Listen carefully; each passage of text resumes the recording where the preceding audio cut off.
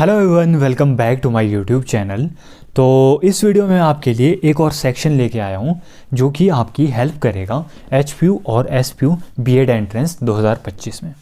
तो ये वाला सेक्शन होने वाला है हमारा टीचिंग एप्टीट्यूड का। अगर इस सेक्शन के बारे में बात करें तो ये रहता है आपका 40 मार्क्स के लिए। और इस सेक्शन की खास बात यह है कि ये बहुत ज़्यादा स्कोरिंग होता है और इस सेक्शन को सॉल्व करते हुए आपको कुछ बातें ध्यान रखनी है। जैसे कि आपने हमेशा बच्चे के बारे में सोचना है, कि ऐसे ऑप्शंस को टिक करना है जहाँ पर जो बच्चा है उसकी एक्टिव लर्निंग हो रही हो, कि वो इंटरेक्ट कर रहा हो क्लासरूम में या फिर ग्रुप वर्क कर रहा हो। और बाकी सब चीज़ें आपको अगर आप क्वेश्चंस देखोगे उसके अकॉर्डिंग आपको पता चल जाएगा।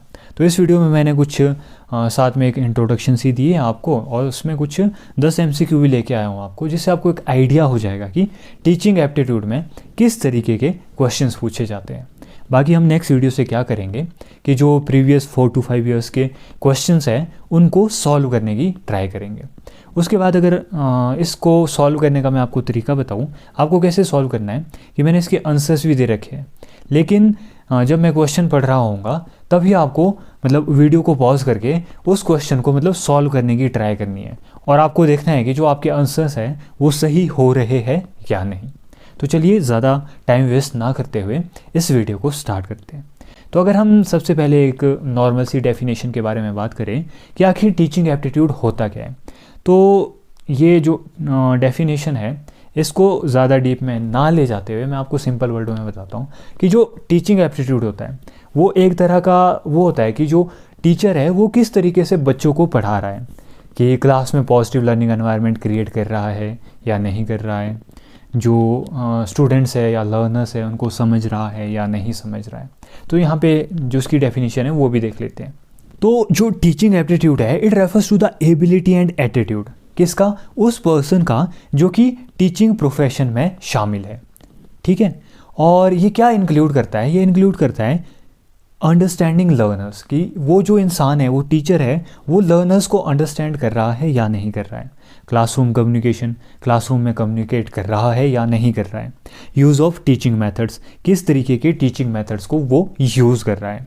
And creating a positive learning environment, classroom में पॉजिटिव लर्निंग एनवायरनमेंट क्रिएट हो रहा है या नहीं हो रहा है।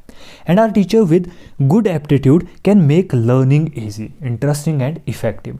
जो एक गुड टीचर होता है वो क्या कर सकता है, वो क्लासरूम में लर्निंग को ईजी कर सकता है और इंटरेस्टिंग भी बना सकता है और इफेक्टिव भी बना सकता है। तो ये जैसे एक नॉर्मल सी डेफिनेशन थी। उसके बाद हम क्वेश्चंस पे आते हैं सीधा। ठीक है, तो आपको क्या करना है, जैसे मैं क्वेश्चन पढ़ूंगा, ठीक है, फिर आपको भी इसको सॉल्व करने की ट्राई करनी है। तो जो हमारा पहला क्वेश्चन है वो है विच of the following is the most essential quality of a good teacher, कि एक गुड टीचर की सबसे मोस्ट असेंशियल क्वालिटी क्या होनी चाहिए। पहला ऑप्शन है गुड कम्युनिकेशन स्किल, दूसरा है सब्जेक्ट मास्टरी, तीसरा है पेशेंस और चौथा है स्ट्रिक्ट डिसिप्लिन। तो अब आपको भी सोचना है और वीडियो को पॉज करके इसको सॉल्व करने की ट्राई करनी है। तो अगर इसका जो राइट आंसर है उसके बारे में हम बात करें तो इसका राइट आंसर है good communication skill. Good communication skill क्यों और सब्जेक्ट मास्टरी क्यों नहीं? अब देखो, अब एक टीचर है वो टीचिंग प्रोफेशन में तो आ ही गया है, तो कि उसकी जो मास्टरी है अपने सब्जेक्ट पे तो ऑफकोर्स मास्टरी होगी ना उसकी, तभी वो टीचिंग प्रोफेशन में आया है। तो इसका सही आंसर ये है कि मोस्ट असेंशियल क्वालिटी ये होनी चाहिए कि उसके पास गुड कम्युनिकेशन स्किल होनी चाहिए, कि वो बच्चों के साथ अच्छे से कम्युनिकेट कर पाए जो वो पढ़ाना चाहता है। उसके पास नॉलेज तो है टीचर के पास, लेकिन उस नॉलेज को वो बच्चों को किस तरीके से प्रोवाइड कर सकता है, तो इसके लिए उसको गुड कम्युनिकेशन स्किल्स होनी चाहिए। तो इसलिए इसका आंसर ये है। और स्ट्रिक्ट डिसिप्लिन तो वैसे भी होगा ही नहीं, क्योंकि जहाँ पे भी आपको लगे कि कि बच्चों को पनिश किया जा रहा है या बहुत ज़्यादा स्ट्रिक्ट डिसिप्लिन है, तो वो वाले आंसर आप बिल्कुल भी टिक मत करना। तो यहाँ पे भी दिया है मैंने इसका कि गुड कम्युनिकेशन स्किल इसका राइट आंसर, और एक्सप्लेनेशन भी आपको देखनी होगी तो देख लेना। उसके बाद जो नेक्स्ट क्वेश्चन है वो है हमारा which method is the most suitable for teaching at the primary level. Primary level की बात की है। पहला है लेक्चर मेथड, दूसरा है स्टोरी टेलिंग मेथड, तीसरा है लेबोरेटरी मेथड, चौथा है प्रोजेक्ट मेथड। तो वीडियो को पॉज करके आपको भी सोचना है कि कौन सा आंसर सही हो सकता है। तो इसके अगर राइट आंसर के बारे में हम बात करें तो इसका है स्टोरी टेलिंग मेथड। अब स्टोरी टेलिंग मेथड क्यों? क्योंकि हम बात कर रहे हैं eight primary level. Primary level पे क्या होता है, मतलब बच्चा उतना डेवलप भी नहीं हुआ होता है, तो उस वक्त क्या होता है कि हम भी जो बचपन में अगर कहानियाँ सुनते थे तो उन चीज़ों से बहुत अच्छे तरीके से हमको मतलब बातें समझ आ जाती थी। तो it is the most suitable for teaching at the primary level. तो आपने देखा होगा कि जो ये है इसमें ऑप्शन कुछ सेम से लगते हैं, लेकिन आपको मोस्ट सूटेबल जो आंसर है उसको सिलेक्ट करना पड़ता है टीचिंग एप्टीट्यूड के क्वेश्चंस सॉल्व करते हुए। उसके बाद जो तीसरा है वो क्या है, अगर तीसरा जो क्वेश्चन है उसके बारे में हम बात करें तो वो है teaching is best described as, मतलब कि टीचिंग को बेस्ट डिस्क्राइब किसके थ्रू किया गया है।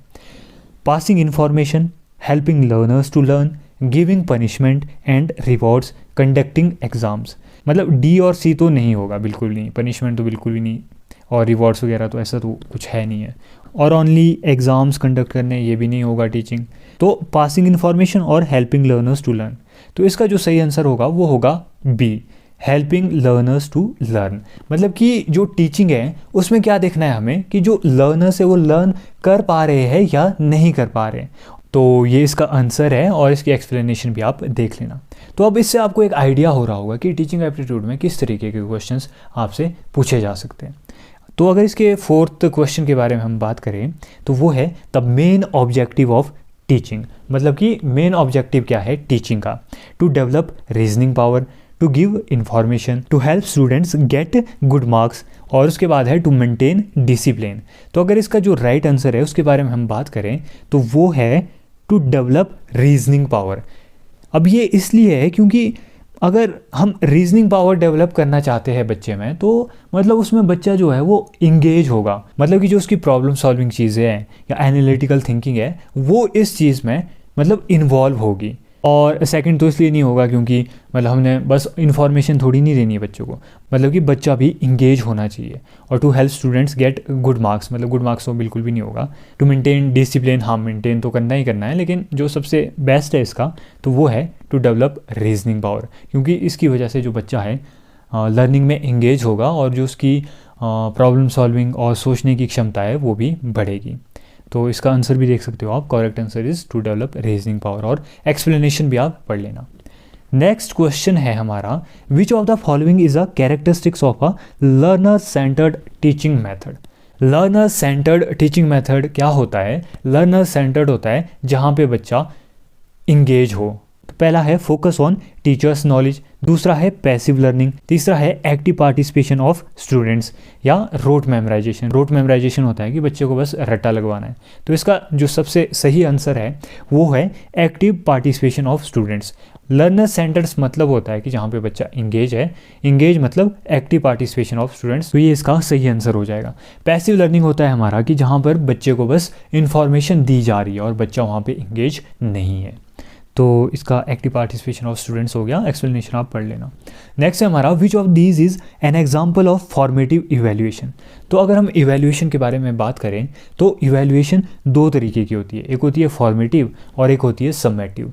फॉर्मेटिव वो होती है जो टाइम टू टाइम हो रही है, मतलब कि जैसे आपने आज बच्चों को पढ़ा लिया और कल या मतलब कुछ दिनों के बाद आप बच्चों का टेस्ट ले लोगे। और जो समेटिव होती है, समेटिव होती है कि एट दी एंड, मतलब कि आप पूरा कोर्स करा रहे हो और बस लास्ट में एग्ज़ाम ले रहे हो बच्चों के, उससे पहले बच्चों को आप मतलब इवेल्युएट ही नहीं कर रहे हो। तो इसका अगर सही आंसर के बारे में हम बात करें तो जैसे annual examination, monthly test, feedback during classroom learning और कम्पिटिटिव एग्जाम्स। तो इसका राइट आंसर होगा हमारा सी, कि हम क्लासरूम लर्निंग के दौरान बच्चों को फीडबैक दे रहे हैं, उनको इवेल्युएट कर रहे हैं, या मतलब कुछ नेक्स्ट डे हम उनका टेस्ट ले रहे हैं, या मतलब जैसे पढ़ा लिया उसके बाद उनसे कुछ क्वेश्चंस पूछ रहे हैं या उनको फीडबैक प्रोवाइड कर रहे हैं। तो ये होती है हमारी फॉर्मेटिव इवेल्युएशन। ठीक है, उसके बाद यहाँ पे भी लिखा है कि formative evaluation is done during the learning process to improve teaching and learning. तो ये हो गया हमारा ये वाला क्वेश्चन। उसके बाद अगर हम बात करें सेवंथ कि remedial teaching is required when, मतलब कि रेमेडियल टीचिंग कब रिक्वायर्ड होती है। रेमेडियल टीचिंग एक ऐसी टीचिंग होती है मतलब कि कुछ बच्चे ऐसे होते हैं कि वो जो क्लासरूम में लर्निंग हो रही है उनके साथ नहीं सीख पाते हैं, तो उन बच्चों के लिए एक्स्ट्रा टीचिंग प्रोवाइड करनी पड़ती है ताकि वो भी बाकी बच्चों के बराबर आ जाए। तो इसमें क्या है, पहला है स्टूडेंट्स आर अबव एवरेज, मतलब remedial teaching is required when students are above average. Students are not disciplined, students lag behind in understanding and syllabus is not complete. तो ऑफकोर्स इसका होने वाला है C, students lag behind in understanding. मतलब कि ऐसे बच्चे जो बाकी स्टूडेंट के साथ मतलब कोऑपरेट नहीं कर पा रहे हैं, तो उनके लिए जो रेमेडियल टीचिंग है वो प्रोवाइड कराई जाती है। तो इसका आंसर होगा हमारा students lag behind in understanding. Explanation आप देख लेना। उसके बाद अगर हम 8th क्वेश्चन के बारे में बात करें, which is a barrier to effective teaching, मतलब इफेक्टिव टीचिंग के लिए कौन सा इनमें से बैरियर है? Teachers enthusiasm, clear objectives, language difference और use of visual aids. Barrier पूछा है हमारे से, तो बैरियर पूछा है हमारे से, तो इसका आंसर सही होगा हमारा लैंग्वेज डिफरेंस। लैंग्वेज डिफरेंस इसलिए क्योंकि अगर जो टीचर पढ़ा रहा है, टीचर उस लैंग्वेज में पढ़ा रहा है जो बच्चों को समझ ही नहीं आ रही है, तो वो एक तरह से बैरियर हो जाएगा इफेक्टिव टीचिंग लर्निंग के लिए। ठीक है, तो बाकी आंसर तो बिल्कुल भी नहीं होंगे। अगर हम नेक्स्ट के बारे में बात करें, which one of the following is not a principle of teaching, मतलब कि इनमें से टीचिंग का प्रिंसिपल कौन सा नहीं है? Proceed from easy to difficult, proceed from known to unknown, proceed from abstract to concrete, proceed from simple to complex. तो इसका जो राइट आंसर होगा वो होगा हमारा एब्स्ट्रैक्ट टू कंक्रीट। ऐसा क्यों? जो एब्स्ट्रैक्ट होता है मतलब कि जो चीज़ बच्चे के सामने नहीं है और वो उसको इमेजिन कर रहा है। तो हमारे से पूछा है not a principle of teaching. अब अगर हम टीचिंग प्रिंसिपल के बारे में बात करें तो proceed from easy too difficult, मतलब कि हमने पहले बच्चों को इजी चीज़ें करानी है, उसके बाद डिफ़िकल्ट चीज़ों में पहुंचना है। उसके बाद नोन टू अननोन, मतलब कि पहले जो बच्चे को चीज़ें पता है वो उसका ज्ञान प्रोवाइड करना है हमने बच्चों को। और उसके बाद है from abstract to concrete. Concrete होता है रियल लाइफ थिंग्स जो कि बच्चे के सामने प्रेजेंट है। तो हमने ऐसा थोड़ी नहीं करना है कि उसको एब्स्ट्रैक्ट से कंक्रीट में लाना है, उसको तो हमने कंक्रीट से एब्स्ट्रैक्ट में ले जाना है ना, ताकि जो उसके सामने रियल लाइफ थिंग्स हैं उनको अगर वो देखेगा तभी तो वो मतलब इमेजिन कर पाएगा चीज़ों को कि हाँ ये चीज़ इस तरीके से होती है, ये चीज़ इस तरीके से होती है। तो इसका राइट आंसर सी होगा। और सिंपल टू कॉम्प्लेक्स ये भी एक तरह का प्रिंसिपल ऑफ टीचिंग है, लेकिन हमारे से पूछा था नॉट, तो सी इसका सही आंसर हो जाएगा। उसके बाद अगर हम नेक्स्ट क्वेश्चन के बारे में बात करें तो वो है हमारा a teacher can develop social values in students, मतलब कि जो एक टीचर है वो बच्चों में सोशल वैल्यूज़ किस तरीके से डेवलप कर सकता है?